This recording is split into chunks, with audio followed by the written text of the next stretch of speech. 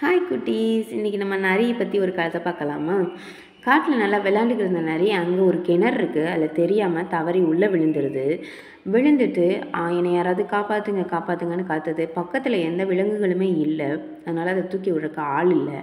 அந்த நேரம் பார்த்து கிணத்துக்கு ஆடு ஒன்று தண்ணி குடிக்க வருது. நரி உள்ளே இருந்ததை பார்த்துட்டு, அறிவு கெட்ட ஆடு, என்ன உள்ளே போய் தண்ணி குடிக்கிறேன்னு கேட்க, ஆமாம், இங்கே உள்ளே வந்து குடித்தாதான் டேஸ்ட்டாக இருக்கும்னு சொல்லவும், இந்த ஆடும் குதிச்சுட்டு அது முதுகு மேலே ஏறி நரி வெளியில் வந்துடுது ரொம்ப தந்திரமாக. அப்போ தான் ஆடு கேட்குது, என்னையும் காப்பாற்றி விட்டு போ அப்படின்னு சொல்லிட்டு. அதெல்லாம் காப்பாற்ற முடியாது, உனக்கு அறிவு வேணாமா? கிணறு எவ்வளோ ஆழமாக இருக்கும், அதில் போய் குதிப்பாங்களா? நான் தான் தெரியாமல் தவறி விழுந்துட்டேன்.